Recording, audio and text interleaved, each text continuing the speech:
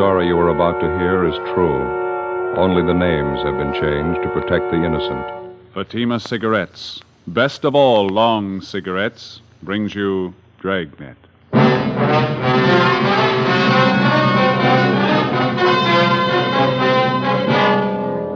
You're a detective sergeant. You're assigned to homicide detail. A potential killer is on the loose in your city. He's robbed 6 people. For no reason at all, he beats his victims senseless. He moves fast. He's well armed. Your job? Stop him. You'll be amazed when you compare Fatima with other long cigarettes. You'll find they now cost the same. But in Fatima, the difference is quality. You see, Fatima is the quality king-size cigarette because it contains the finest Turkish and domestic tobaccos superbly blended. And Fatima is extra mild, with a much different, much better flavor and aroma than any other long cigarette. So compare Fatima yourself. Fatimas now cost the same as other long cigarettes, but your first puff will tell you... Ah, that's different. Yes, in Fatima, the difference is quality. Ask your dealer for Fatima, the quality king-size cigarette. Best of all long cigarettes. Start enjoying Fatima for a new year of greater smoking enjoyment.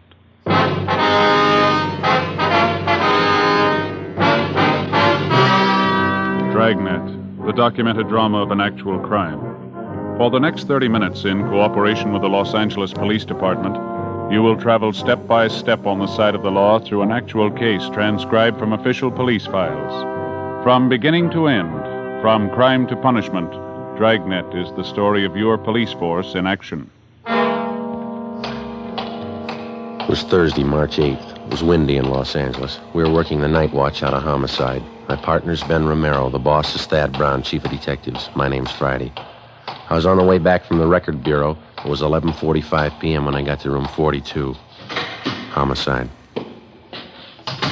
Joe? Hi, Bill. Romero called about 5 minutes ago. He's on his way in from Georgia Street. Oh, thank you. The captain still around? He's gone for the night. You can catch him at home if you want to. Trouble? The rattlesnake bandit. Got 2 more couples tonight. Right. Bad? About the same as the last 3 jobs he pulled.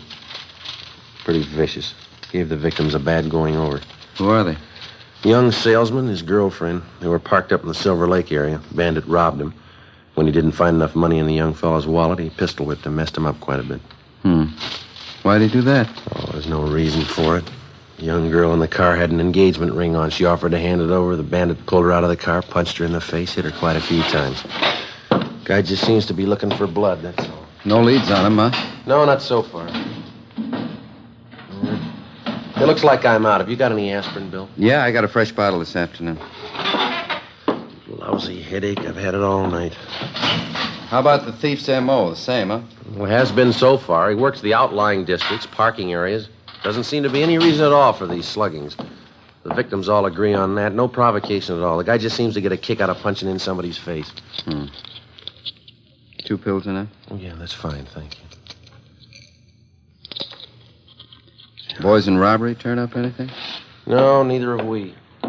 Bandit operates in hot cars. He's got a few good prints to work with. No make, though. Guy works alone, huh? Well, he did for the first 2 jobs. Last few times he had a bright-looking blonde with him. Good-looking, you know, nice figure. Victims say that she stands by and just seems to egg him on. Seems to get a big thrill out of it, I guess. Hi, Bill. Joe? Hi. How'd you do, man? Doctor didn't think it'd be a good idea to bother him too much tonight. We can talk to him tomorrow. Well, how about the holdup man's description? Did you get that? Yeah, from the girl. Matches what the other victims gave us. She didn't see the getaway car, though. Didn't have a chance. Well, how about the young fella? Is he still unconscious? Yeah, they're going to move him to the county hospital. You should have seen his face. Yeah? Terrible. It's a mess. This bandit's girlfriend, the blonde, nothing at all on her? Victims say she's got a nice figure and good looking. Quite a few like that in Los Angeles. What are they getting out of these stick-ups anyway? Can't be too much, huh? Oh, that's just it. None of the heists have netted them more than $50. Hardly worth the trouble. Hot shot. I'll get it. What is it? Wait a minute. Rattlesnake bandit. He got another couple. Where? South end of Echo Park. Yeah? He shot both of them.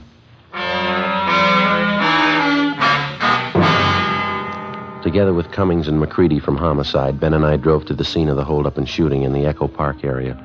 The victims were identified as Ralph Younger, 34, a high school English teacher.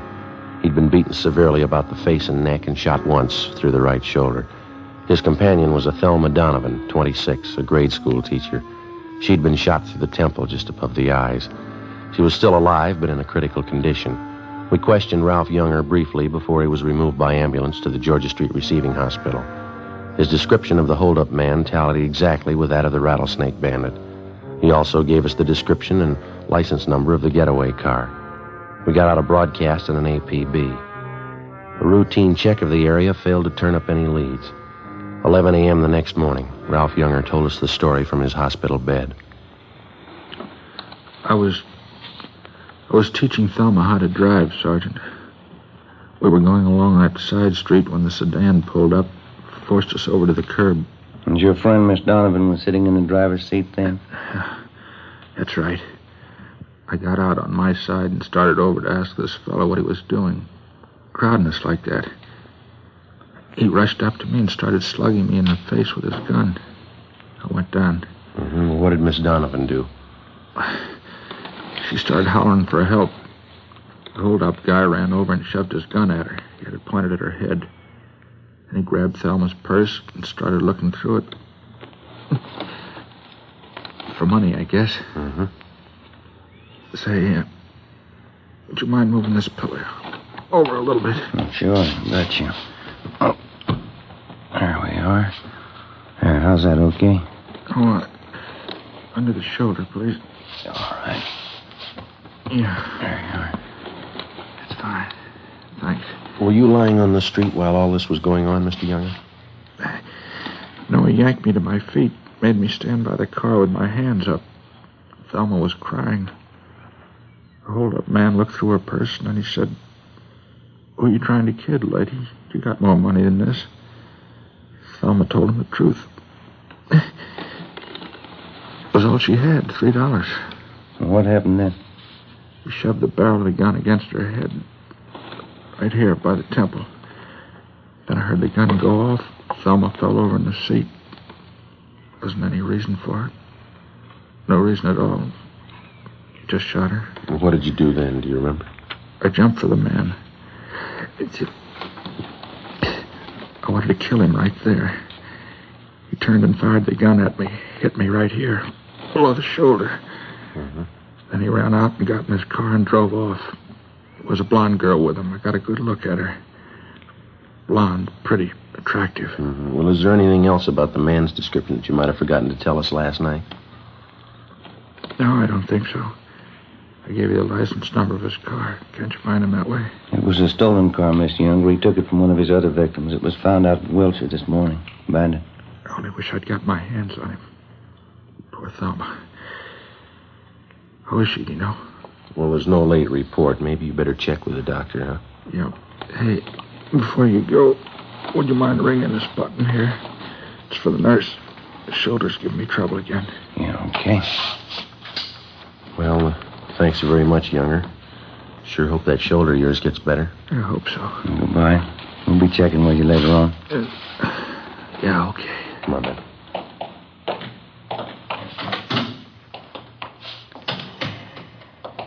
Romero? Joe? How'd you do, Bill? Checked with the doctor. Donovan girl's still unconscious. Pretty critical. Mm-hmm. What'd the doc say? She gonna pull through? She might. They can't tell yet. One thing's sure, though. What's that? Bullet did a lot of damage. Yeah. She's totally blind. 4 days before a bullet from the holdup gun had blinded schoolteacher Thelma Donovan for life, the Rattlesnake Bandit and his blonde girlfriend were unknown to the city of Los Angeles. In the space of little more than 96 hours, they'd robbed and slugged a dozen people from one end of the city to the other. In every case, the attacks were just about as brutal and vicious as they were unprovoked. The amount of money taken from each victim was negligible. The only apparent conclusion was that the bandit and his girlfriend were out for blood. That night, despite a citywide alert to all radio cars and patrolmen, the suspects robbed and slugged two more couples between the hours of 10 p.m. and midnight. Between midnight and 1:30 a.m., They got 2 more victims. 2:30 a.m. Ben and I got back to the city hall, the carpool. 118 Sixton Spring. 118 Sixton Spring. Meet the officer holding your Looks like a place over there, huh? Mm-hmm. Wonder how McCready and Cummings made out. I hope they got more than we have. Yeah. Yeah, this is good right here. Want to get the radio, Joe? Yeah, fine. Let's go. Doggone it, I knew I forgot something. What's that? Cigarettes, you got any left? I don't think so. Old pack is all. No, there's one left in here. No, it's all right. I can't take your last smoke. Oh, go ahead. There's a machine upstairs by the elevator. I'll get some. All right.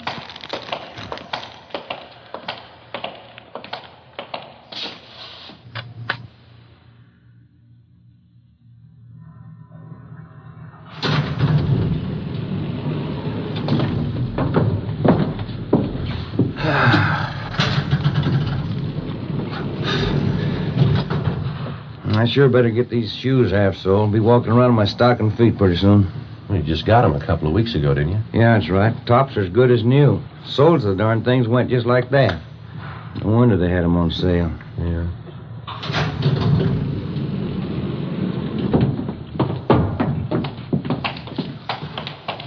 In just a minute, I want to get those smokes. Oh, yeah.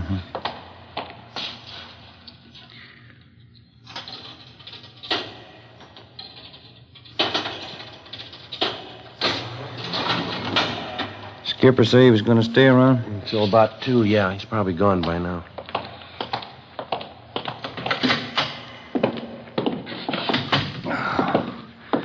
That's a long day. Anything in the book? Just a minute. Yeah, your wife called. I want you to get a refill on that prescription for your little boy. Oh, Hiya. How'd you two do? Nothing. How about you? Chandler called from robbery a minute ago. Thinks they may have something. Yeah? At 211, big service station out on Pico. Holdup man had a blonde in the car with him. What about descriptions? Jives pretty well with the guy we're after. Well, the M.O. doesn't. That thief and his girl haven't tried anything but car hold-up since they started. How'd they manage the job? Well, you know how they've been operating for transportation. They rob the people, steal their car. When they reach another victim, they transfer to his car. The first time they switched that system was tonight. Hold up on South Hoover, the man and his wife. Huh? Instead of changing over, they stayed in the blue Chevy coupe. Same one they took in the job before that. Up to now, they've used the same hot car in the last 3 jobs. Sure gonna help if they stick with it. What about the gas station attendant? Well, excuse me, Crowley Chandler. Homicide Cummings. Yeah, Glenn. Uh-huh. 5 Paul, 389. Right, thanks. They dug up a witness to the gas station job. Suspects drove off in a blue Chevy coupe. License 5 Paul, 389. Same car, huh? It stops me. What was the take? $23. Slugged the attendant, took off. The broadcast's out. Area's been alerted. Nothing yet. Okay, Ben. Yep. Sure is growing into a long night. Yeah, you gonna cover, huh, Bill? Yeah, till Fergie gets back. Right. Well, we'll be checking with you. Got it? Homicide, Romero. Yeah. How's that? Yeah, right, thanks. Drugstore in South Fig, 211, slugging. Blonde girl drove the escape car. Yeah? 5 Paul, 389. In the next 3 hours before dawn, the rattlesnake bandit and his blonde girlfriend held up and robbed a restaurant and 2 more service stations and made good their escape. For some unknown reason, they continued to use the same stolen car, the blue Chevrolet coupe. By noontime the following day, composite pictures of the holdup couple were drawn up by the crime lab artist from the descriptions given by the victims. The pictures were printed up and given wide distribution throughout the city. The description and license number of the escaped car was in the hands of every radio car and patrolman in all divisions. The search was intensified. It got us nothing. The following night and early morning, without even slowing their pace, the suspects added 4 more holdups and sluggings to their credit. One of the victims was Fred Lerner, proprietor of a small lunch counter near 18th and Olive. I've been held up before, officer, 6 times. Never saw a punk as hard-looking as this guy, though. You're sure about the description, Mr. Lerner? Well, he stood just as close as you're standing to me now. Wild look in his eye, waving that gun around. I wasn't taking any chances. I gave him everything. Well, how much was that? $18.50. Well, how about the getaway car? You're pretty sure of the make and the color? Well, I ran to the door there as soon as they left. Saw him drive off. There's the license, just as I wrote it down. It's 5P389. I saw the whole thing. Sure surprised Lois would tie up with a punk like him. Lois? Who's that? Well, you know, the blonde who drives the car for him, Lois Hagen. Well, how do you know that's her name? She used to be a waitress, worked for my brother. Lois Hagen, blonde. I spotted her right away in that car. Yeah? Yeah, sure, Lois. Didn't you know it was her? 7:30 a.m. We put in a call to the record bureau and had them check on the name and description of Lois Hagen. No make, no previous record. With the help of Fred Lerner and his brother, we traced the Hagen girl to a drive-in where she used to work. There, we checked the employment records and got an address on her. 1800 Norwich Drive. Turned out to be a small apartment house in West Hollywood. Ben checked with the landlady while I waited in the car. Transfer point 2. 1 KB, transfer point 2, unit 135. Well, that's it. What'd you get? Talked to the landlady. She's managed the apartment for 16 years. Yeah? She never heard of Lois Hagen.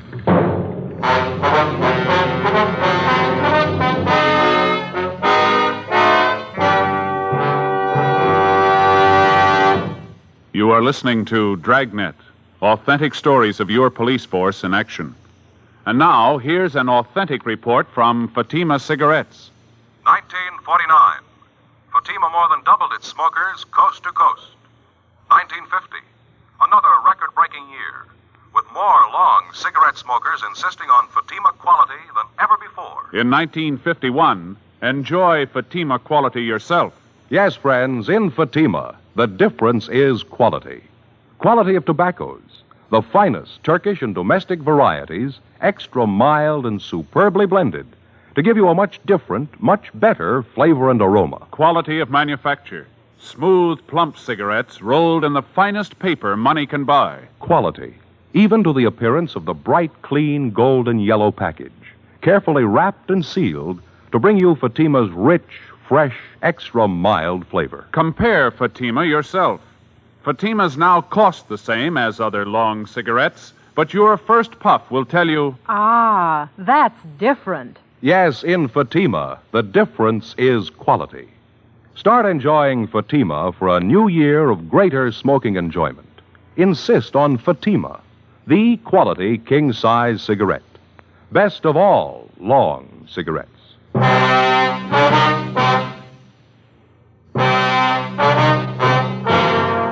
Tuesday, March 13th.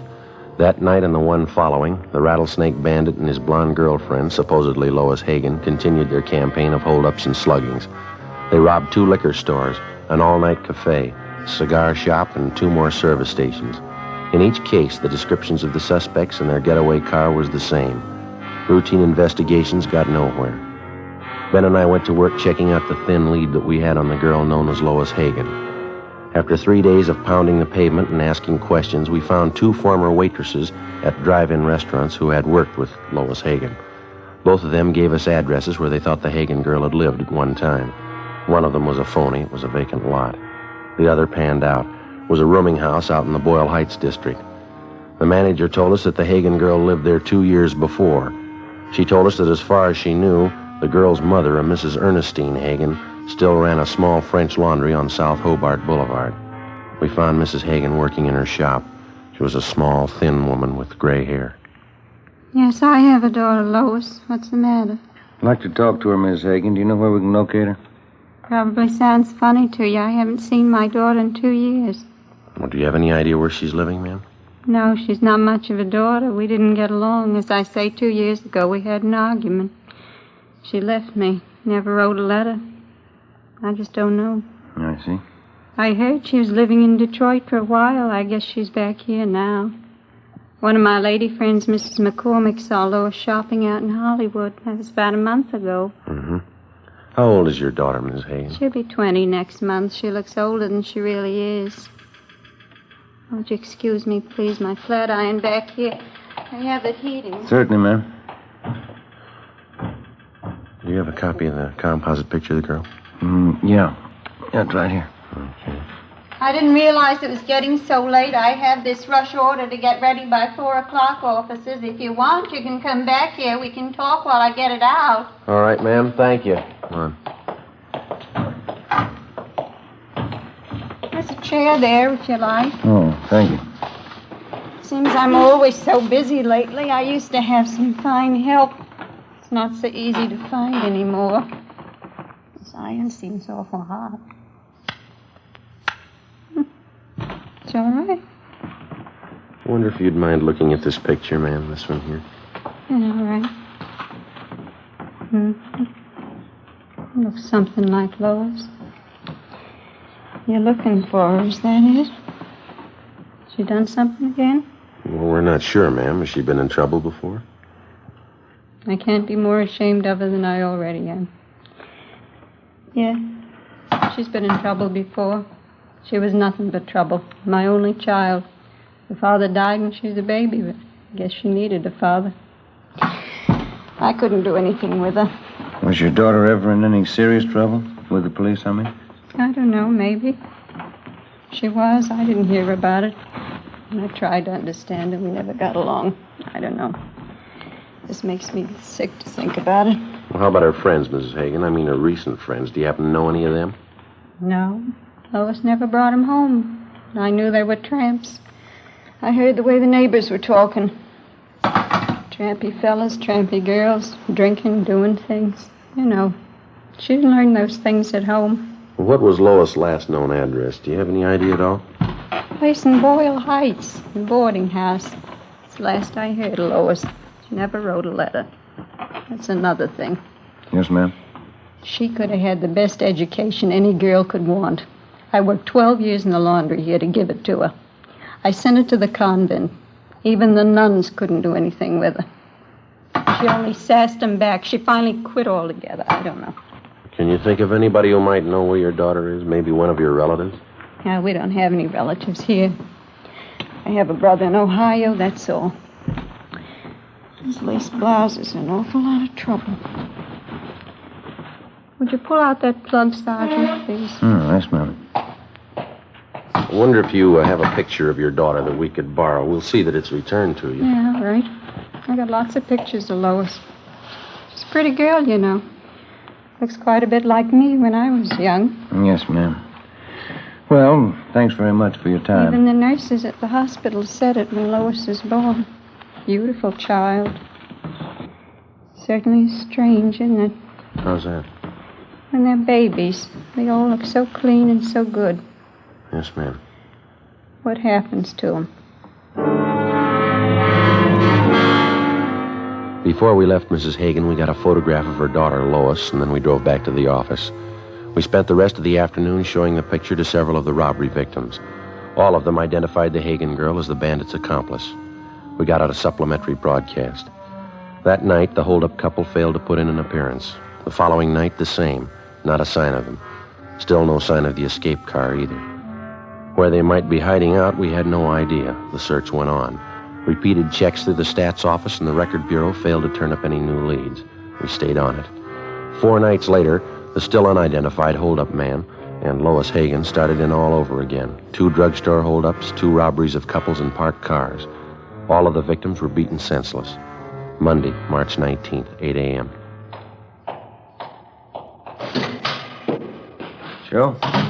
Hi. They turn up anything last night? 2 more jobs. Both victims identified the Hagan girl as the accomplice. Anything else? Still using the same escape car. That's about it. Yeah.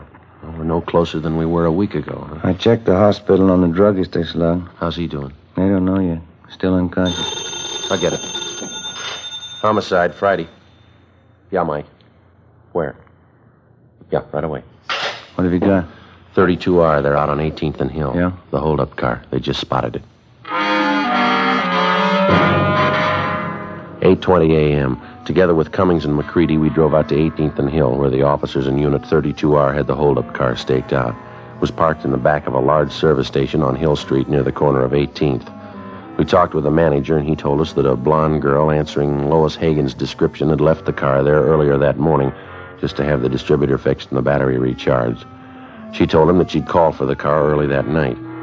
Because of the way that the service station was situated, it would have been impossible to stake out on the blue coupe without making it look obvious.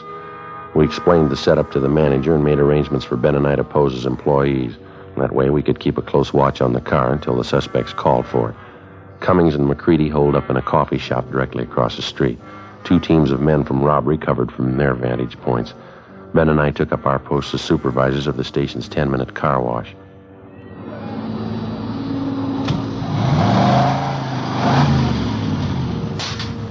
They sure do a great business here, huh? Yeah. You mentioned to the manager about keeping the area clear around that car, didn't you? Yeah, it's all set up. We're not going to have an excuse in the world if we miss those two. Yeah, if they show up. What are we supposed to do now? Pull these tickets off the cars as they move off the wash line? Yeah, that's all. Just slip the tickets in that box over there, see? Mm-hmm. Must have run them a few dollars, huh? Installing all this equipment. Seems to be paying off, doesn't it? What time you got now? A few minutes past 4. Want to smoke? No, I just put one out. 1 a.m. Ben spotted a young blonde girl turn the corner onto Hill and start up the street toward the service station. As she came closer, she looked to the right and the left. She paused in front of the station, looked on both sides of the street, and then she turned completely around and walked on past. It's Lois Hagen. She's going right down to the corner. How about it? Yeah, I'll put in with you. How about a tail? We can't just let her walk away from us. No, just a minute. Take a look. She's turning around. Coming back this way. She's coming in. Yeah, we better get back to our car. Looks like it. Come on. Right. The young blonde entered the garage office, paid the repair bill, and drove off in the holdup car. Ben and I followed in 80K. Cummings and McCready tailed us. The blue coupe moved 2 blocks down Hill Street and then turned into an apartment garage. We parked on the street, went in and got the manager out of bed. We showed him Lois Hagen's picture. He told us that she was registered alone in apartment 16. He failed to recognize the description of the holdup man. McCready and 3 men from robbery covered the front and back exits. Cummings, Ben, and I climbed the stairs to the 3rd floor. Number 16. Joe, you want to ring it?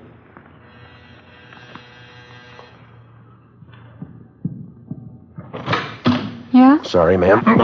Bedroom, Bill. Right, I'll take the kitchen. Wait a minute, what is this? Police officers, you Lois Hagen? You get out of here, let me alone. Bedroom's empty. Nothing back here. All right, where is he? Come on, let's have it. Frank, get out! Cops, Frank, get out! Upstairs, Joe. Watch her, Bill. I got her. Come on, Ben. Yep. Stairs, Joe. Watching? Yeah, hold it. Frank, get out! The cops! Come on down, coppers. Give me room. Give it up, mister. You haven't got a chance. Give me room. I'm coming down. We got the building covered, mister. Give it up. Look out, Joe.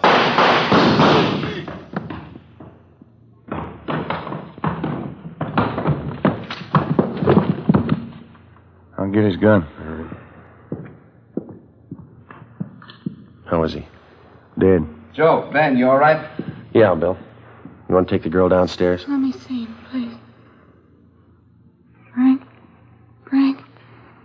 All right, lady. Didn't have to happen. I tried to tell him, get away. He wouldn't listen, never listened. Let's go. We were married yesterday. You didn't know that, did you? Just married. Yeah. Married 2 days. Yeah, well, the honeymoon's over. Come on, lady. The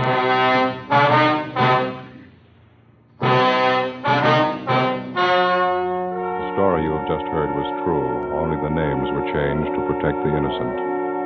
On August 5th, trial was held in Superior Court, Department 87, City and County of Los Angeles, State of California. In a moment, the results of that trial. Now, here's our star, Jack Webb. Thank you.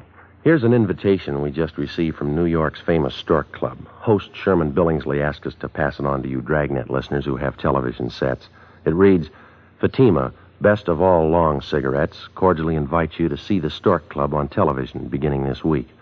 Well, Dragnet welcomes the Stork Club to the Fatima family. It's a fine television show.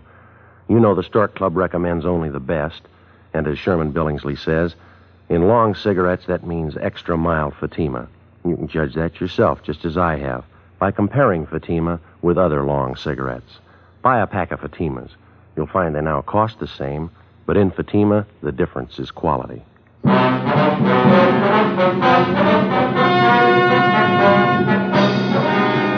The body of the dead hold-up man was identified as that of Frank Ralston Kilbride. His accomplice, Lois Hagen, was tried and convicted on 6 counts of armed robbery and assault with a deadly weapon. She received sentences as prescribed by law and is now serving her term in the state penitentiary for women. You have just heard Dragnet, a series of authentic cases from official files. Technical advice for Dragnet comes from the Office of Chief of Police W.H. Parker.